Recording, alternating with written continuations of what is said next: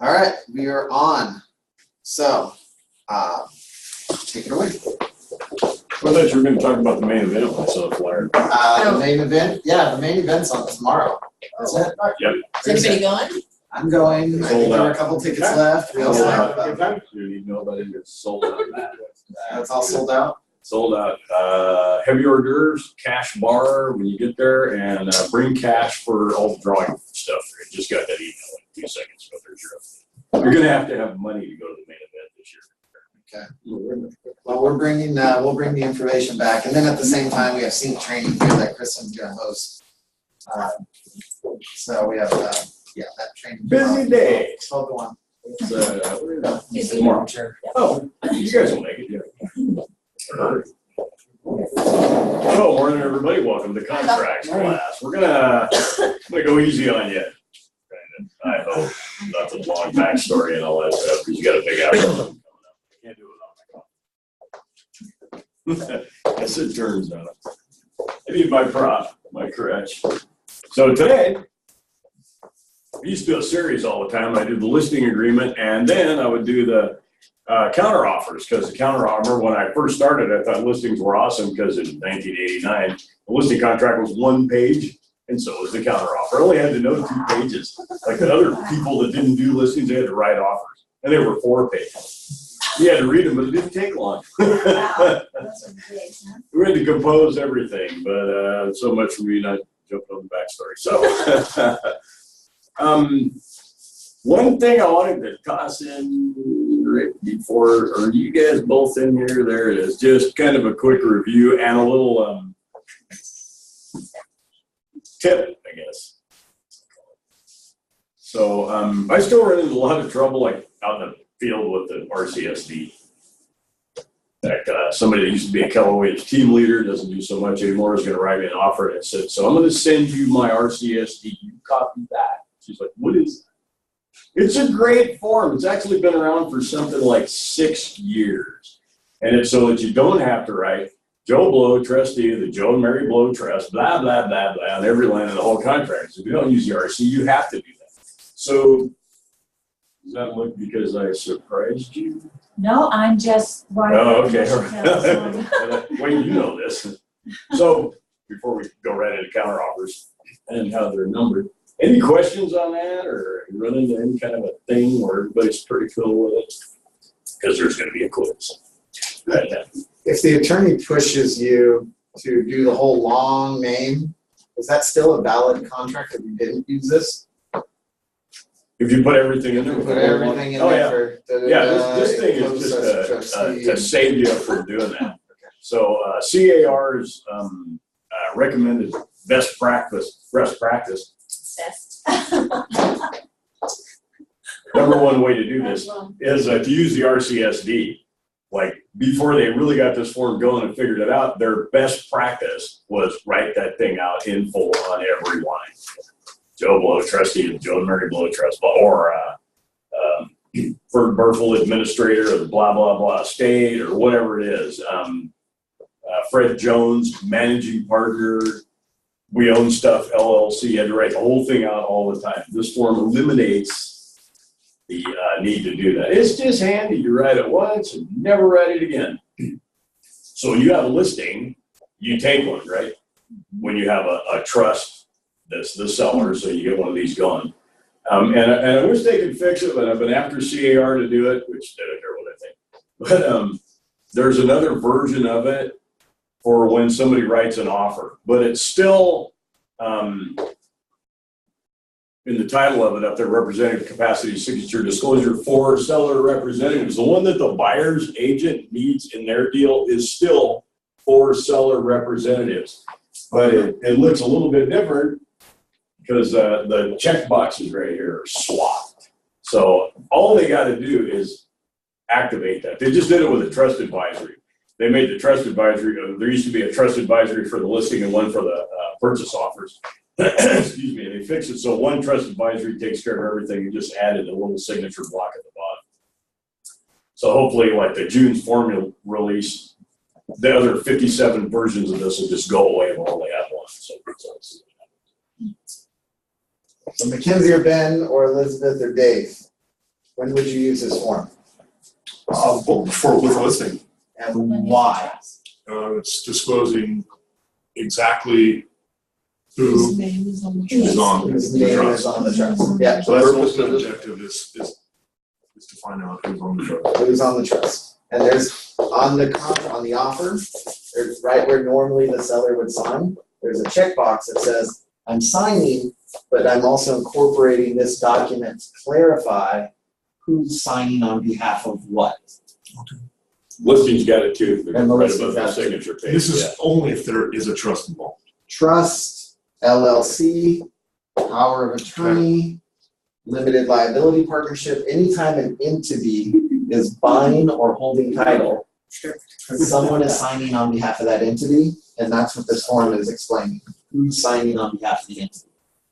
And you have to go into title to make sure it's exactly who it is. How do you find out who owns it? Anybody? Preliminary titles. Grantee, all around the room. And give Otherwise, them or it could be, but I it might thought not be it a was the grantee. vesting. It might not be I a thought it was the grantee. vesting. So there's a kind of a catch-all term for it called the vesting deed, right? You could have a trust transfer deed, you could have a quit claim deed, that might be your vesting deed. But yeah, the deed will show you what's going on. It also has the entire name of whatever they're doing. It'll have the name of the LLC or the partnership, trust or the estate or whatever, because there's a place on the form to write that in. Like in 1A, property held in trust pursuant to a trust document title, you get that right off the deed. Data was created and everything is right in the deed. Now, if you have the buyer, the seller has it in a trust, the grant deed says one thing, it says the family trust, but you don't know the date it was It's in the created. deed. It's in the deed. Yeah, it's supposed to be in the deed because they haven't properly named the trust if in the deed, if it's not in the deed. But nobody's perfect. Anybody could make a mistake. I mean, usually between the title company and the title officer and everybody in it, they're not going to screw it up. I mean, they're looking at the previous deed, the prelim reflects it, all that stuff. Yeah, maybe next time I'll open my Dropbox and all that stuff and just pull some deeds. We'll do a deeds thing. After Kevin's done, I'll tell Kevin to bang on it. I won't have to, right? Stacy's gonna jump all over that grand deed thing in about 3 weeks. Everybody should go to that class. Yeah, awesome class. I mean, you really need a working knowledge of like, wait, you own what? Real estate ownership is a what? Does anybody remember from school? Privilege? It's a privilege, not a right. Yeah, you've got tickets before, haven't you? Yeah, you're a speeder, I know you are. Speed of the leader, speed of the pack, another ticket, another ticket. Real estate ownership can be defined as, what do you own? Real property. A bundle of rights. Oh.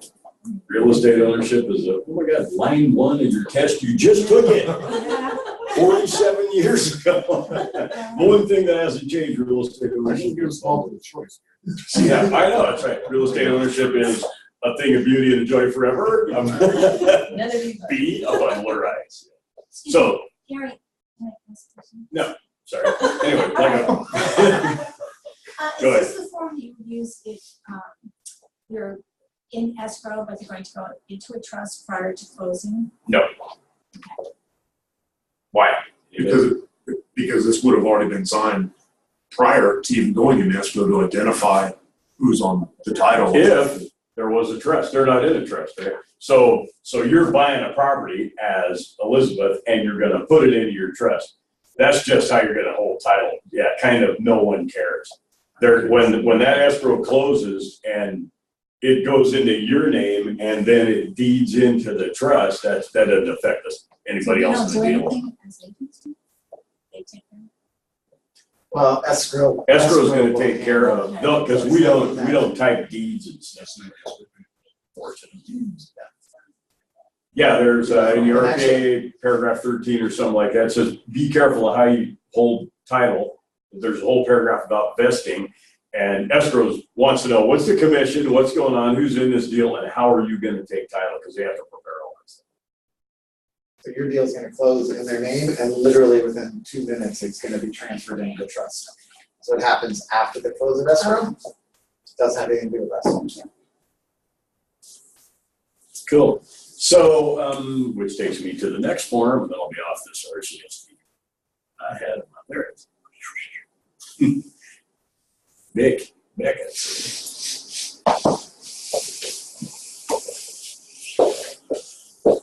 this form almost never makes it into the deal. I don't know why, but it could happen. So there are like something like 8 or 10 or 12 iterations, and I've been told I made that word up, of the RCSD in your library. If you go into where it says all forms in the top right, you want to look at the RCSD, there's going to be a ton of them. The first one in there is the RCSDB for buyer representatives. So this is for when your buyer has a trust and the trust is the purchaser, right? And that's what you were talking about. It would be different than your example, but it could be the buyer could say, yeah, my corporation or my whatever buys all my stuff. I'm not making a corporation in escrow and put it at the end. We're coming in as the Joe and Mary Trust and buying that house. Our trust is buying that house because trustees can buy, sell, mortgage, blah, blah, blah, property with their trust, right? So there is a form for that. It's a little bit different form because the seller is a party to it and the buyer is a party to it, or this is where it probably never gets used. If you have a buyer broker agreement with somebody, there's a little checkbox for the buyer broker there. So this is a disclosure to the purchase agreement or the buyer representation agreement. So if you get a buyer broker agreement signed with a buyer that's in a trust, RCSD, and I haven't looked at the buyer broker agreement for 7 years because we quit using it for the reason we used to use it for forest. And I'm sure it's got a box on it now too that says one or more of the parties is signing it, blah, blah, blah, in a representative capacity. So you click that box, that form pops right in, everybody signs it. Clear as mud? Yes. Good. Or probably not. Clear as mud's a bad thing. All right, off and running. So Gary, why did you guys quit using the buyer broker agreement 7 years ago? The reason we were using it turned out to be wrong. It was to create a statute of limitations between the buyer's representative and the buyer, because with a listing agreement creates one. There's some things like you can get away with stuff if you wait long enough, kind of, like statute of limitations. So we needed a contractual relationship between the buyer's agent and the buyer, so that the clock would start running on the statute of limitations, which I guess is planning a divorce before while you're walking down the aisle. So we found it got tested in court and failed miserably. It didn't work. It didn't hold up. So, and it was a 4-page document. So when I canned it at Prudential, everybody goes, yay. Because every time you had a buyer, if you wrote a contract, you had to put a buyer broker agreement in the file over there. And it was to create that, to start that statute of limitations. So when that failed, we quit using it. And you can, if you want, I mean, if that's a thing you do or you do here or whatever. Out of my purview, not my bailiwick. Not my day to watch.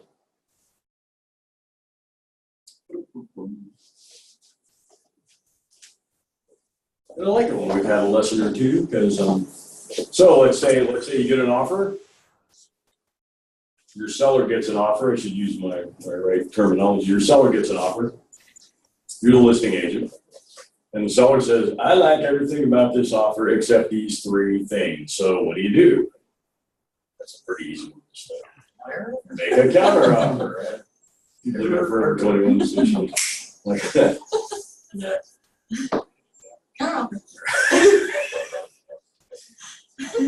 Buffini makes him say it. Leading the witness. Sales agent, say the words, sales agent.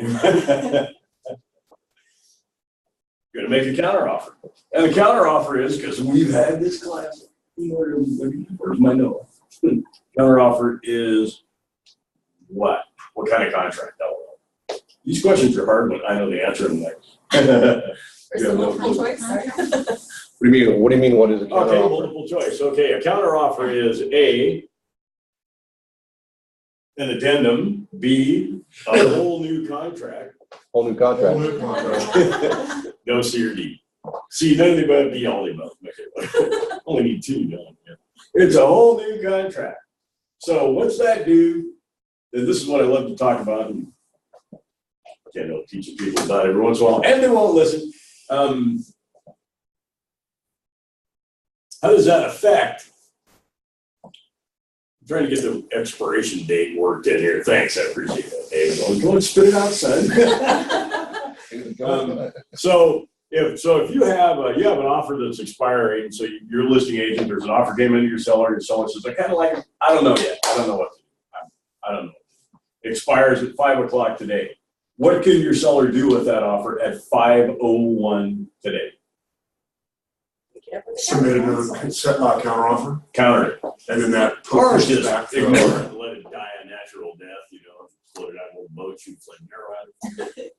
I offer back. It's paid mail to the agent. It's your crap offer. You suck. Get over it. Right, so you can counter it. So it expires at 5 today, right? And it's, let's say the 18th. So now it's October 25th. And the seller says, you know what? That wasn't the worst offer I ever saw. There's a couple things I wanted to change in it. What do I do now? Counter it. He asked us like 3 times. Counter it. Pardon me? So Same after, question, counter. Yeah, okay. Right. So after some that- people think it like it expires, and I have to counter it before it expires. The only thing you have to do before it expires is accept it. You can do anything else you want after it. Well, didn't you tell us, go ahead. but didn't you tell us originally, Gary, that you yourself, when agents are submitting all these counters back and forth up to anything over 3 or 4, you just want them to rewrite the whole RPA? Yeah, that was what we used to do all the time. Counter offer number 5 is just put it on a new RPA and boil it down because it's just too hard to keep track of all those counter offers. Now, part of the reason for that was it used to say counter offer. Didn't say seller, didn't say buyer. You had to write in the number, and you better have got that right back in the day because it got really confusing if you had counter 1, well, who wrote it? We got to read it and find out that's from the seller or the buyer's agent put a 1. Should have been a 2. And then we had seller counter 1, buyer counter 1 for a while, seller counter 2, buyer counter 2, and it was very confusing. So by the time you get 4 or 5 of them in there, I thought, just never buy it.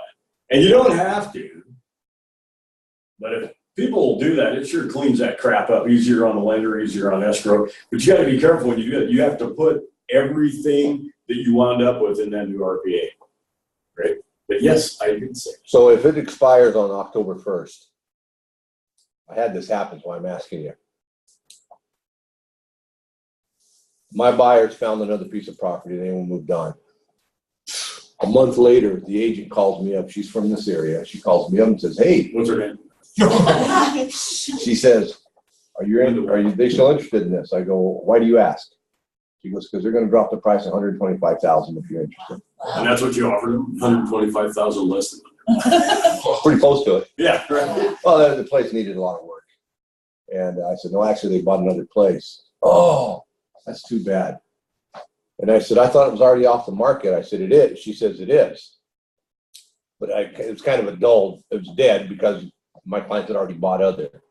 But my question is, so you can come back after the fact of October the 1st, 3 weeks later? 3 years later. Because you're right, you can write a new offer anytime you want, right? So a counter offer is a brand new offer. You've rejected the original offer and created an entire new contract with a counter offer form. The counter offer form was created so that we wouldn't have to write all however many pages are in that stupid thing now. So a counter offer is a counter offer. It's not an addendum or a supplement or a minor change or something like that. It's basically an entire new contract. So yeah, I've done it. It's like the other agents look at me like I'm crazy, but I'll come back in a month and counter them. It's like, they've been rethinking the whole thing, and like, if you sign this, you got it. Well, I guess, even though Like, how can I do that? My offer expired. I wrote you a new offer.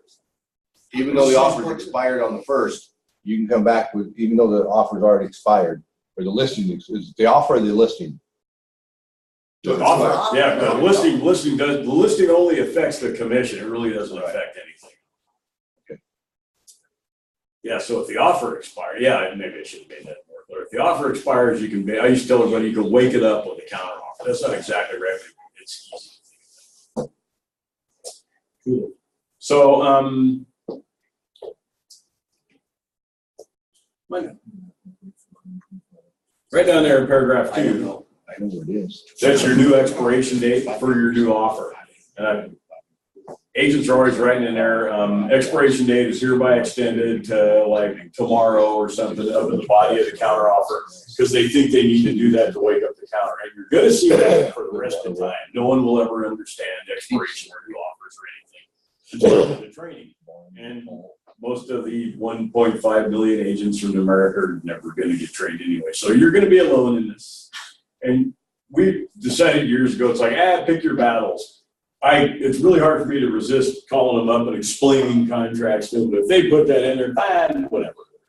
The only reason you'd want to extend an expiration date would be to accept the original offer. And you can do that with a counter offer. You can do that with an addendum. I've written counter offers that say the expiration date is hereby amended to facilitate acceptance of the original offer, crap like that. Everybody signs counter offers, are off and running. And they have, because always given the default 3 days, they have 3 days to do that. And if somebody comes back and wants to wake up your offer, your buyer doesn't have to sign it. And if your seller, like it's October 1st and it expires and in a week you get it back and it's all signed up, but it was signed this morning, it doesn't matter. You can't accept it as a dead offer. It's expired, it's dead. There is no CPR, there's nothing without a counter offer. Make sense? Mhm. Okay. Cool. So you can change anything you want in the terms there, right? Right, clearly. And what goes right there? That's in the expiration paragraph, and it says something to the effect of, stop that. Seller counteroffer shall be deemed revoked, and the deposits, and there better not be any, if any, shall be returned unless by 5 p.m. on the third day after the date is signed in paragraph 4, which is the maker signing the documents. So the seller's going to sign it. Unless it comes back by 5 p.m. on the third day, or in a day, maybe you change there where it says AM, PM, and all that stuff. And a copy of the signed seller counteroffer is personally received by seller or blank. So whose name, what goes in there? I almost told you the whole thing. Are you with me? Go ahead and read it. Can you read that? We're really careful about making it not blurry. So if it's blurry, it's like you need glasses. It's as clear as it could get.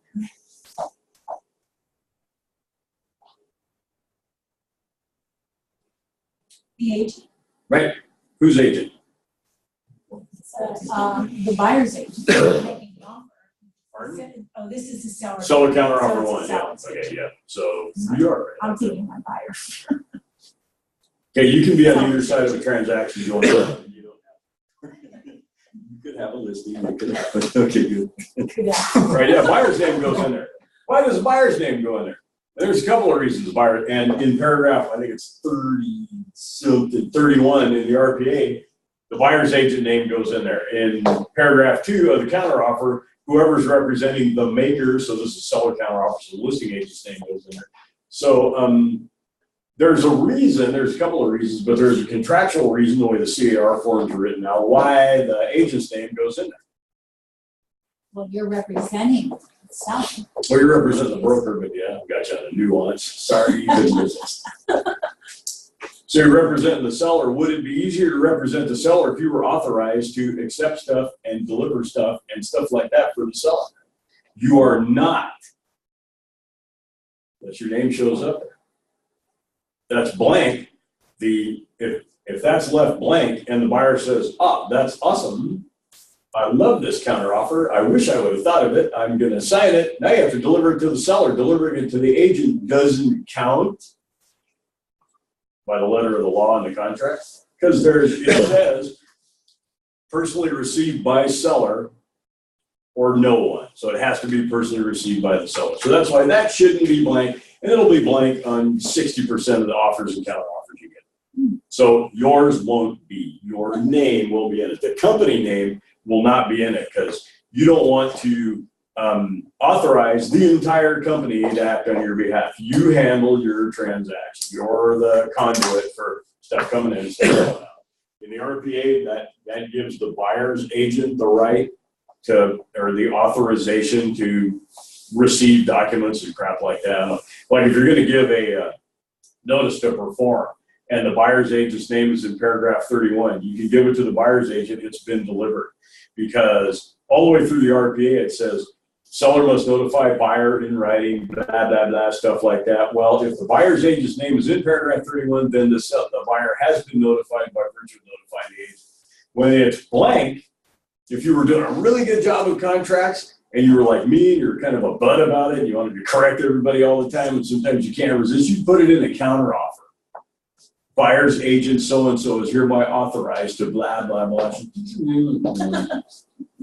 Or maybe if you were just nice, you'd go, man, whatever. No one's going to care. Standard practice, whatever. I'll send stuff to the buyer's agent. It'll probably be fine. So I wish everybody would just put it. Now you see right below that,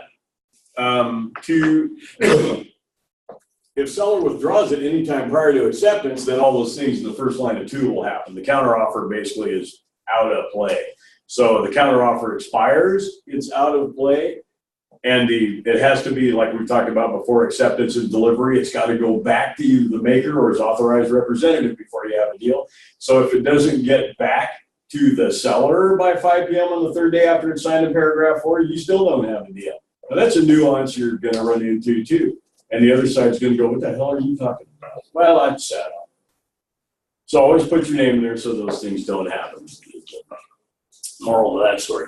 2B, I want to talk about the woo because we were talking about multiple counteroffers and stuff. So we have, well, that won't be full screen. So a seller counteroffer, right, and a buyer counteroffer. You'll see the iterations in your forms library. It says seller counteroffer number 1. You pull that across, pop it into your transaction. If you need another one when you go back, you won't be able to pull in number 1. You have to pull in number 2, even though they do show up with blanks where the number goes. I think, don't they? Oh, maybe Yeah, they do. Can't remember now. No, they're pre-printed still. Yeah, it was funny. We went around and around about that for about a year trying to figure out what to do with those damn numbers. So then it's just ping pong, right? Seller counter offer 1 goes over to the buyer. They go, that's awesome, but we're not paying that. I don't think guys on crack. We want to come in 125,000 less, so we're going to write another whole new offer with a whole new expiration date, response time, and all that stuff. With buyer counter offer number 1. We got kind of a pretty active market, right? So the seller counters. I'm going to help you. Let's put it back up. I didn't hear anything about COP. Just throw it in. I guess we get there. Yeah, he's really distracted. Yeah. Yeah, that's funny. Looking good. Looking good, Louis. All right. In a minute. So we're so you're just in time for this part. Where was I going with this? Oh. Here. Okay, paragraph 3, right?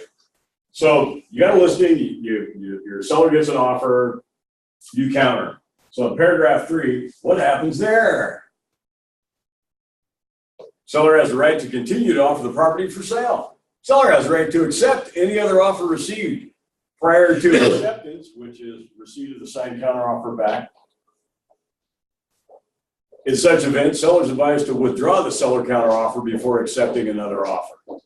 So that I wanted to get to the woo form on that. But the key to that is paragraph 3, seller has the right to continue to offer the property for sale. So if a buyer's agent sends in a counteroffer, like they didn't tie anything up, they just made an offer. You counter them, you haven't tied anything up, you guys are kind of working on it. And somebody can come along and say, you know what, I really like that house. Here's like the best offer ever. Just sign it. The seller, right? Can they? This matters if they've countered back, because once they counter back, that's going to. If they counter back? The seller to your offer. So basically what that's saying is that they can continue to receive offers. And they can accept one. And they can accept one. Yeah. But the second they go and counter to your original counter, that changes the game. No. No? So if they counter, did they accept your offer? You got nothing. You still got nothing. You could have it if you want it. Maybe that's a good counter and you're going to sign it. But the seller, you can, when that counteroffer's sitting out there, which is why I always do the 3 days, because I hate it when I get those expires upon the presentation, like you're presenting a dead offer, I think, if I read that right. Expires in like by noon, and it's like, I was gonna go to lunch, I'm not working on your stupid offer. Oh, God, give me a freaking break. But that's where that came from, was like, hey, I wrote you like a really good offer, Mr. Seller, but I'm gonna give you like a day and a half to accept it, because when it, we're out. I mean, we're just not, in a slower market, you might say a hot market, that's buyer suicide. That's all something you guys will strategize about and stuff. Hey, Trina, are you on? Yeah, I'm here. Can you take 2 minutes and explain what happened on your offer and why you waited until that 3 days was almost there, and then what ended up happening right at the last minute that pushed your client over? Because you just went through this whole multiple offer situation, and this was the first time for you, and at the end of it, you felt guilty because somebody had to lose? Yeah, basically, the person who put in the offer didn't put in a time limit on there and left it open. And our sellers wanted to go through the whole weekend and go through the open houses and everything. But at the end, they were going to decide on Monday evening which offer they were going to accept. And then we had another cash offer come in with a time period of 6 p.m. They only gave us 2 hours to make a decision. And I was scrambling, trying to help, the other few offers that I had, to let them know that they're no longer in first position. And they didn't get their counter back in time. Stop that. So they were never in first position. They just had a very good offer. Right. The better offer needed a response by 6, and they had to get on the ball, or else they were not going to get their offer accepted. Correct. And she unfortunately was with another client and couldn't do it right away. And so she did it as soon as she could, but it was still too late.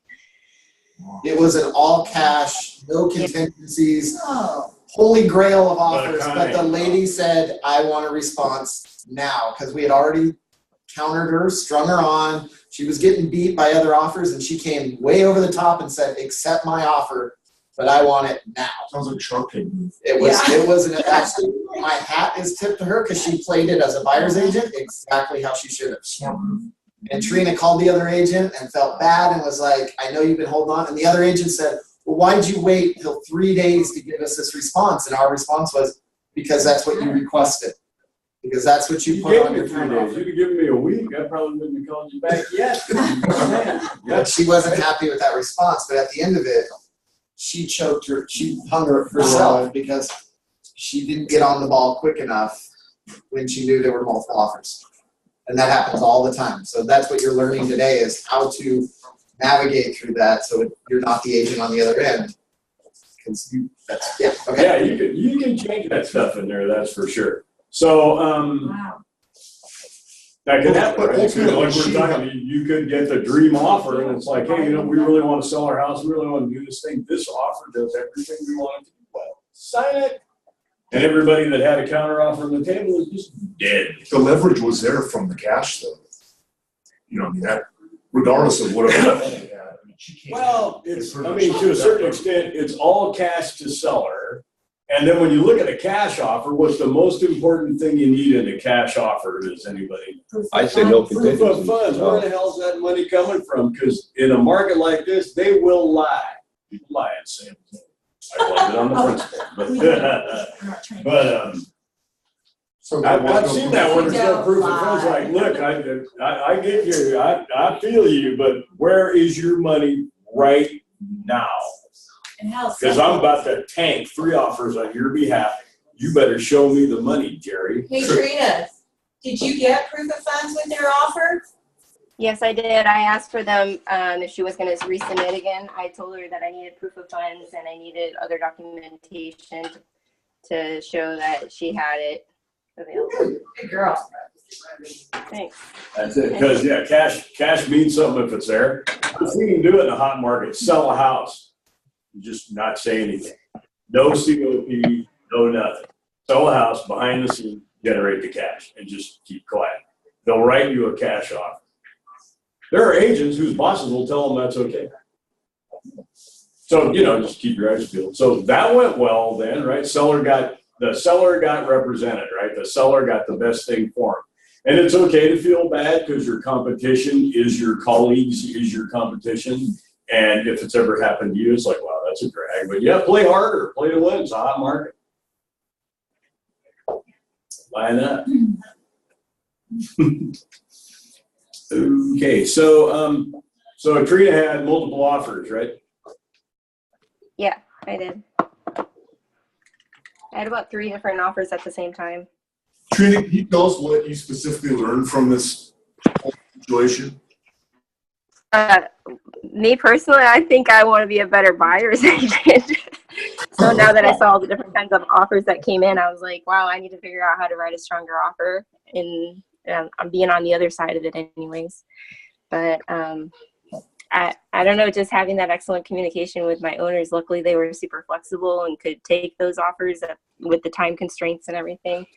I mean, I can't imagine if they were stuck in work and they wouldn't be able to respond right away or something, then what? Yeah. That's right. Stay on the ball. Yep, you bet. Yep.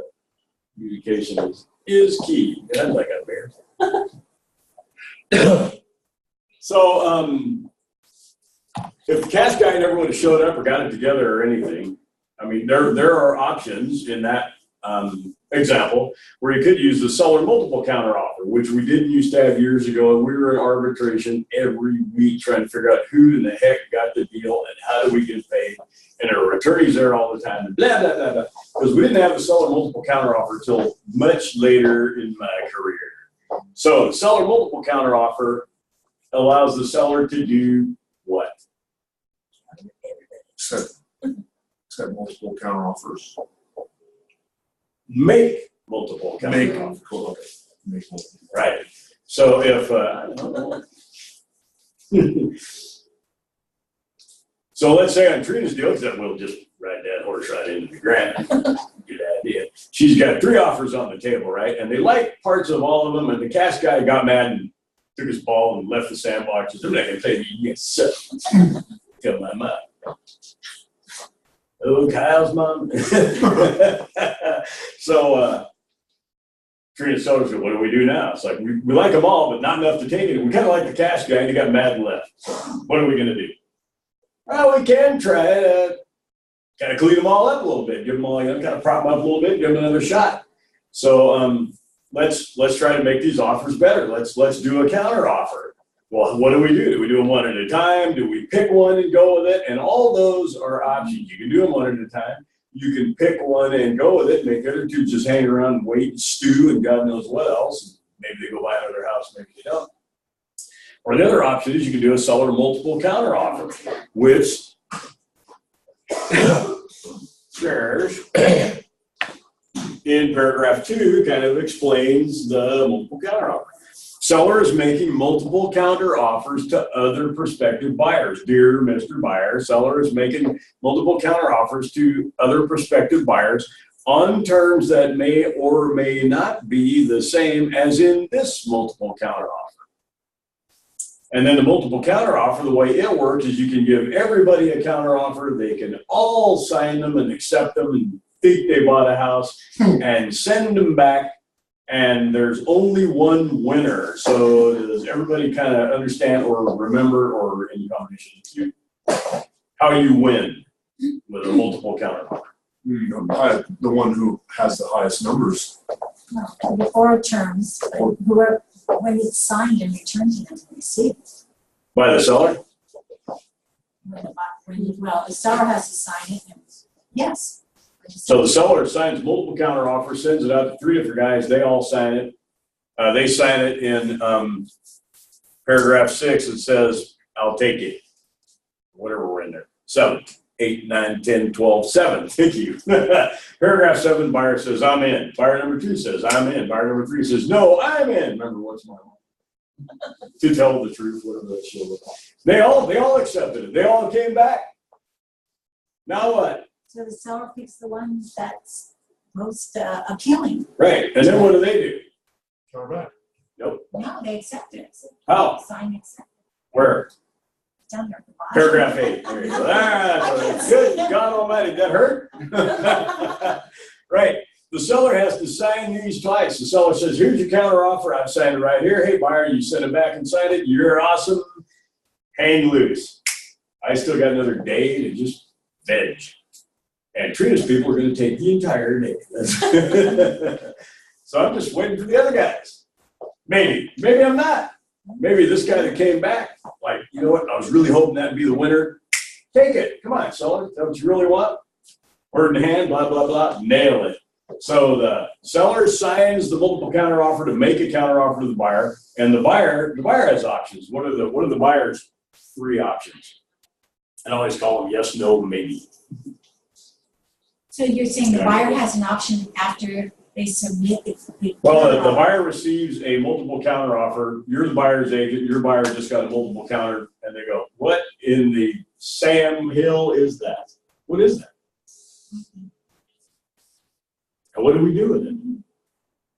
You can't just go, "Sorry, Mr. Buyer." Go, I'm going to make a phone call. Either accept it, What do I do? Right? You go what? accept it, reject it, or. Accept it, reject it, or Ignore counter it. You can counter a multiple counter offer. You don't have to play that seller's game because by God, this marketing not hot. Right. Buyer's got the same 3 options everybody has when you get an offer, counter offer. We like it, we hate it. We like parts of it. Let's fix it. The buyer can counter. And it all has to be done within that time frame.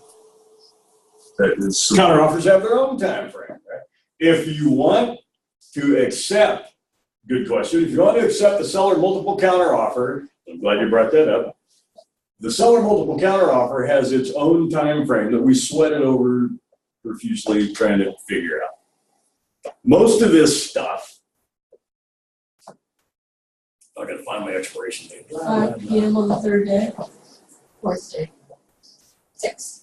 Yeah, so there's paragraph 3, and that's why it's good to go over. So paragraph 3 says, this multiple counter offer shall be deemed revoked, blah, blah, blah. This thing's dead,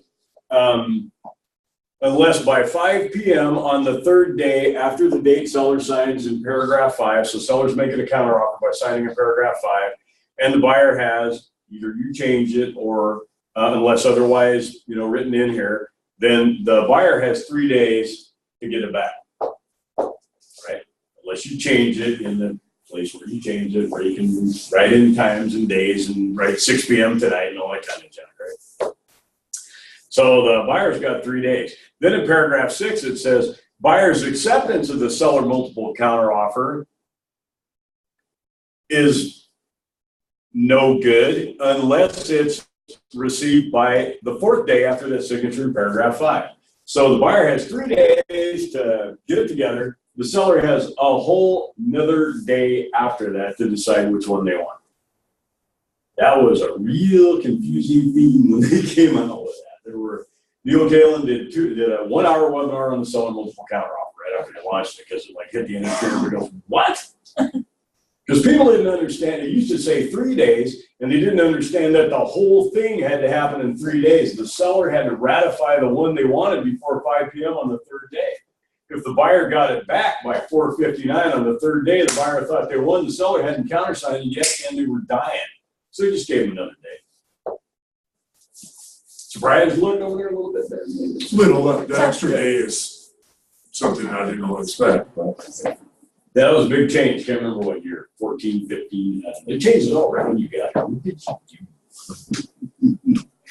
Right? Okay. So, Gary, could you explain the, even though they exceed those 3 days, if the counter comes back, it reactivates the contract. Explain that too. So, let me see if I got that right. So I got this In counter. a regular transaction, just say a regular. Regular counter or what? Get a regular counter. Okay. We talked about that, Bob. So you see the 3 days. Right? Okay, class, you guys were here, right? So we have an offer and we counter it, right? And over 3 days later, the buyer signs it. Is that right? Is that your example or? No, they counter back. They counter back? On the 5th day, so they counter Okay. back on the 5th day. Yeah, we talked about countering back 3 years later, yeah. You have reopened the dialogue. The seller's not obligated to your counter any more than you were obligated to his counter, but, I think a lot of agents. yeah, that's why. That's 3 days exceeded. It's been off.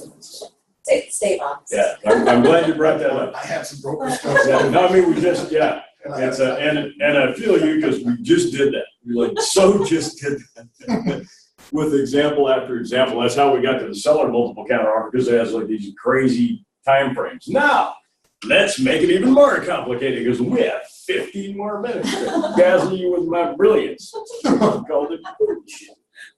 Where's your turmeric go? Turmeric. Turmeric. I forgot to take it. Have you seen how I haven't mentioned it once? I'm kind of starting to wonder about you. I forgot to take it. How do you What am I doing here? that's supposed to help you remember? Yeah, I mean, who remembers to take a memory booster? It better be working, right? And once it's working, do you just quit? So here we go. I'm the listing agent. I get an offer. The offer comes in. Right? Seller goes, what a piece. Well, maybe not terrible. All right. What do we do? We like parts of it, but not all of it. What do we do? Counter. So we're going to counter, right? So we counter back. Everybody creating an entire new contract with a counter offer. Buyers agents going over it with buyers, they're thinking, I don't know, maybe like time is passing. Pretty hot market. I got a pretty good price on my listing. I got another offer. What do you want to do with that? So like in Trina's case, right? They get 3 offers. They don't have one yet they really like, right? We had one that we liked, but Go ahead. Seller multiple counter offer? Right. How do I get from I countered, let's just use Elizabeth, we'll use real people now. Elizabeth made an offer, we countered her. David comes in with an offer like, where were you last week? Oh my God. Well, I was hunting. So I've countered Elizabeth. I want to counter David. What do I do? There's something that I have to do or I am not playing right. I'm just going to stand here like this. Yeah, it's the multiple, right. We already got a counter out. How many freaking counters can I write at once? Withdraw your Can I have more counter offers? You have to For withdraw. the regular counter offer form, I cannot. I got to go get that one back. Like, whoa, wait a minute, Elizabeth. Whoa. Look away for a minute. Hey, how you guys doing with that counter, right? Yeah, you have to get it away from her before they sign it and give it back. Because they sign it and give it back, Dave's out. You kind of want Dave to have a shot. It's a pretty nice guy. This is all within a time frame. Yeah, right? It's very time sensitive. Elizabeth's counter in our example is still a die. Because I'm held for the 3 days. I mean, I've written 10 on that thing before. If I knew there was going to be a problem, I don't want my offer expiring about the time the seller wakes up, smells the coffee, and wants to sign it. I want it still alive, because when it's expired, they can't sign it anymore. Now, Trina's example there, that agent played hardball. That could have totally, the buyer was walking away. You take it or I'm out of here was what that means. And if you miss the deadline, you're an idiot, or however, that probably would be phrased better. But so what could have happened is that cash offer at 6:01, no one could sign it. It's dead. We'd have had to amend it to bring it back. So I'm a little more lenient with my time frames. And I will ask an agent, like, really, are you kidding? But aside from that, we have a living counter offer out, right? So we have the potential, and then I want to, and I'm going to send Dave a counter offer. And you have to tell everybody when you're countering more than one person, which that seller counter offer takes care of that for you. But I want to get Dave in play. I don't want Elizabeth I don't want them to sign that and send it back. So in the counter offer, it allows me the opportunity to sell the regular counter offer on both sides. to withdraw it before it's accepted. And the confusion we have with that, ever since they created the form, was, am I withdrawing my counteroffer or am I canceling my contract? So just remember, until you're ready to open escrow, you're just withdrawing your offer. You don't cancel a contract that didn't happen yet, all right? So there's a form for stopping the flow, for withdrawing the offer. And this is in reference to if we wanted to submit multiple counteroffers. Yep. Yeah, if you got one out, you got to pull it back. Okay. And we do it with a WOO form. Now, the WOO form is the withdrawal of offer is incredibly forgiving. Look for this to be tested in court multiple times and CAR to do something different. So, whoops, there it is. Paragraph 1, offer or counter. You can withdraw an offer, right? Buyer can make an offer, go, you know what, no, I like this other house better. Get that back before that seller signs that, because I don't want to buy that. I'm out. Get me out of that deal. Oh, well, I left it open for 3 days. Well, withdraw it. Well, the offer or counter offer not yet accepted, and it talks about it a little bit up there in 1A, can be withdrawn so that nobody can accept it. Number 2, withdrawal or revocation. The buyer or seller making an offer or counter offer withdraws and revokes it. This form, by delivery, withdraws and revokes your offer. You guys with me on that? So the seller doesn't have to accept it and sign anything to make it valid. We're killing it. Okay. We're killing it now. We're withdrawing it. Instead of you know, we're still alive. We have an expiration date that's out there another day or two. We're pulling it back. We are withdrawing and revoking that counteroffer. This is a coffin nail for that counteroffer. So the form either withdraws and revokes it, or you can withdraw it and revoke it and wait for this to go to court over the phone. You never called me. The hell I didn't. I got it right here in my phone records. I called you and told you we're pulling that offer back. In that case, paragraph 2B, and do it. Call them, email them, and send the form, and just then there are no more bases left to cover. The 3 things you can do to withdraw an offer are call them, email them, or I guess you could text them, or send them the form. So just do all 3. So paragraph 2B says, if checked, this form is confirmation of withdrawal or revocation. This document confirms that the offer counteroffer was orally withdrawn or revoked like 4 hours ago, because I was at lunch and the seller said, you know, we're going to go multiple. Pull Elizabeth's counter back, make a new one, and just call her, because who knows where I'm at. I'm in a tree house in Santa Cruz and I got no internet. I can't do anything but call her. I have to go to the neighbor's house to call her, like in the old days, right? It's just walk party line. That's cool. I'll be on it. Right? Yeah. Look at paragraph 2C. How handy is that? The counteroffer withdrawn and revoked is replaced with the attached multiple counteroffer dated, blah, blah, blah. You can just go smooth with the whole thing. Call her up, revoke it, go, you know, we got some more offers. We're going to send you a multiple counteroffer, and I'm going to send you a WOO form. Everybody remembers the name WOO after they've heard it a time or two. WOO. I'm going to send you a WOO form. It's not exciting for the buyer. Or the seller. I don't know why. WOO. Right, really? So you can send them together like, hey, hang loose, because we got another offer, but we still like you guys. We still want to give you a shot. So I'm pulling back your counter and I'm replacing it with a multiple. You'll get the whole thing after lunch. Maybe. See how I feel after lunch. So when the seller has withdrawn the counteroffer and checked that box, like we're sending the whole thing all in one shot, right? Replacement of the attached, or with the attached multiple counteroffer. Are you with me on that? This is a form that you can go out and proselytize the world with. You can teach this because no one knows, unless they work with me. And then you can. There's always love the name of that form. Like the seal form was okay, but the woo, that's a killer form. Now, Woo! Gary, let's say That was always the question. Like, let's you say know, Liz- not do good with let's say Elizabeth sends me a WOO form, and I'm She's not a listing agent now? right, and I'm not above the board like all the agents are. So I have my people sign it right away and send it right back. Yep. What happens? Sign what? Not the woo, you mean They'll sign. sign the multiple offer, send it back. Counter's back. Counter, not a multiple, right? Because Right. multiple, Elizabeth seller's still protected. They have to ratify that when they want. That's the beauty of the multiple counter offer form. We went to a lot less arbitration after they put that ratification line in there. So you sign and send back the counter offer, it's been withdrawn. You're getting a form confirming withdrawal, so that's why call them, email, and text them right now. Well, what I'm saying You is, have all that, you can try, it's never good, we'll go to court with you on that, no He's problem. saying that the counter offer is now in your hands.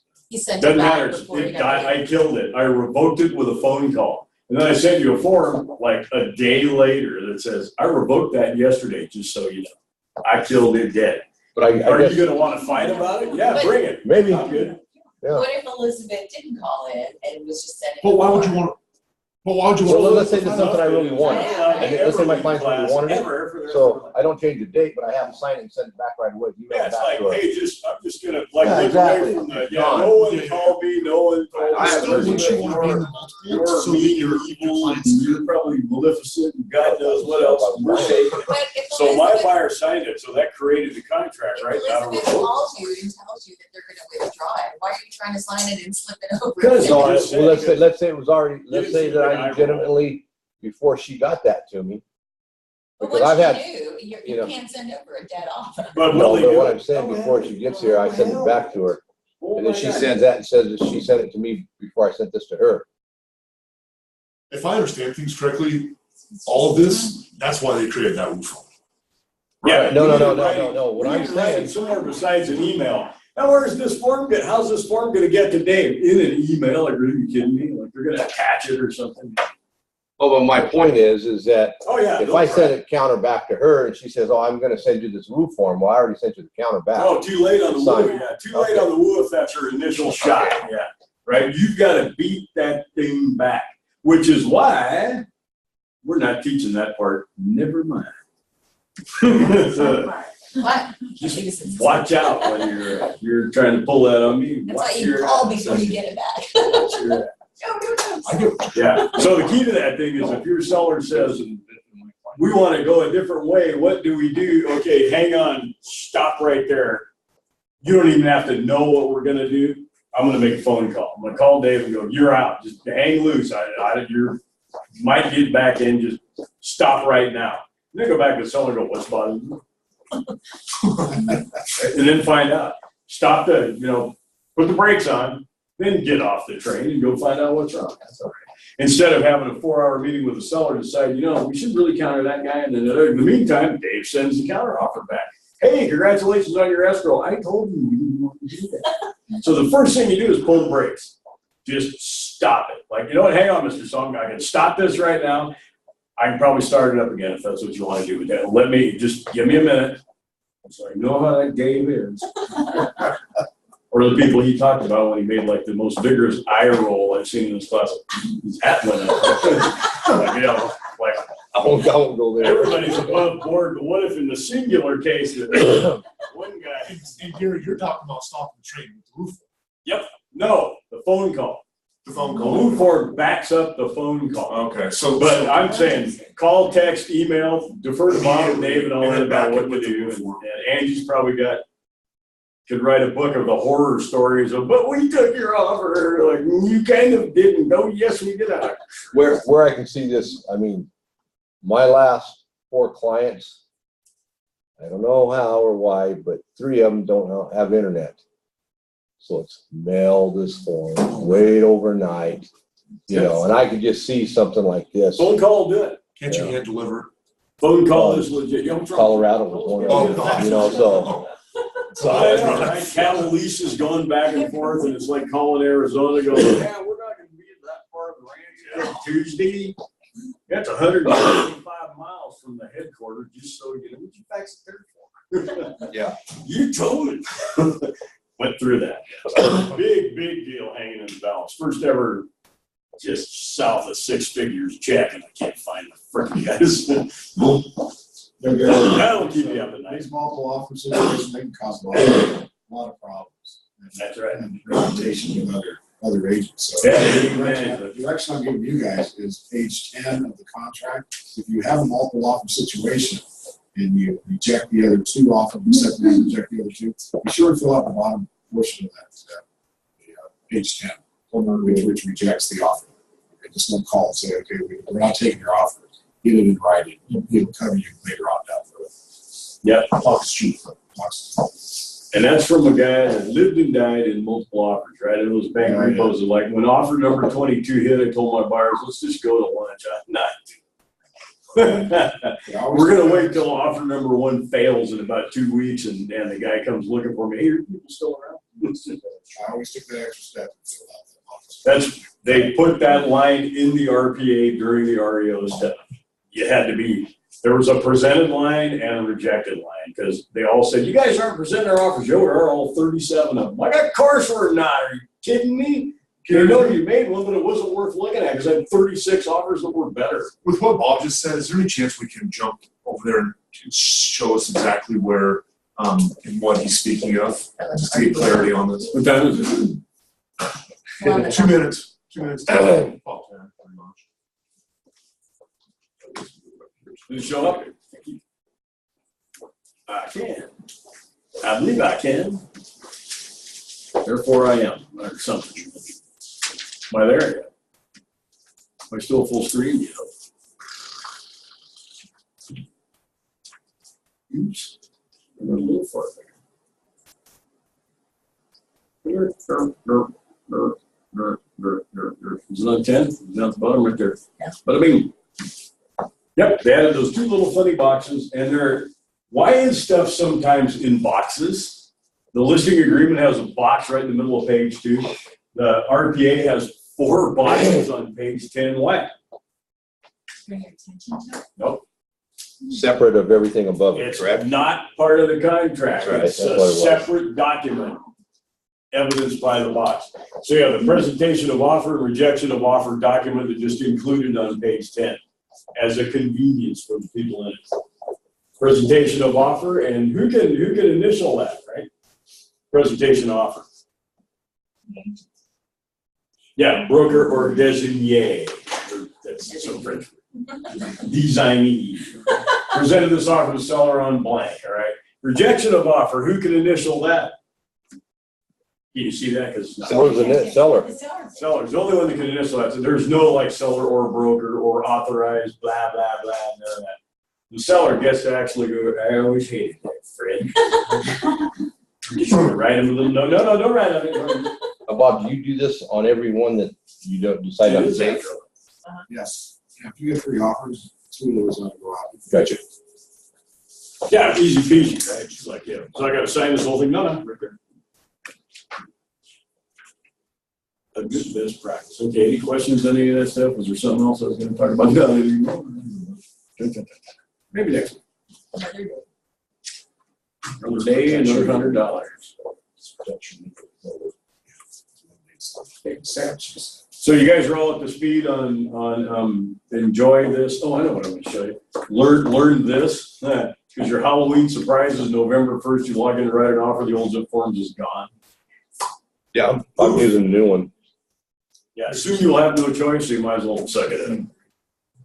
I think the original had spaces we were talking about earlier, whereas offer 1, offer 2, because I know when one of mine, I had like 4 offers, and Angie and I were kind of going back and forth over which one was what, because it gets confusing after a few of them. Oh, the counters? Yeah, counters. Good stuff, Gary. All right, thanks, Gary. So the last thing I want to show you, because I found see how whenever I log in, it goes right to the transactions. It doesn't go to the dashboard. And I promised I was going to show you guys how to do that, and I didn't. So right there, click on the picture of me. Good luck finding that in your account. So there, everywhere you go, all your software's got a settings button, right? Okay, they hid this one like 3 layers deep. And the old zip forms, you could go right to settings, not a problem. Now you got to go to your profile. Maybe this was not this one, that one. View profile, and there's a little sub-menu up here, settings. Somebody stop me.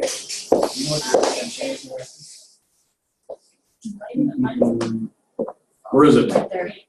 Can you see it? Yeah. Where? General options. You make sure option listed. I don't know why you're. So how long ago was that? It was, yeah, and it still is. Oh, it's I don't know good. why that is. Yeah, just check that, make transactions, the default landing page. For some reason now it's not checked. It was. I checked it like 2 weeks ago. And I'm still defaulting to the transaction page, but apparently this thing forgot. And I am talking to Nate virtually every day on make sure that thing's running right, because we're about to go in here. So thanks everybody. Good luck with and just know that you're always going to be better than the other guys. Just help them out. Be kind. Rewind it out. Right. They start coming here. And you're out. I'm out. You're still in. I don't leave my coffee cup right. Trina, you got anything? We're gonna close out. It's empty. 3, 2, 1, okay. No, I don't. Thank you. Bye, guys. Bye. Bye.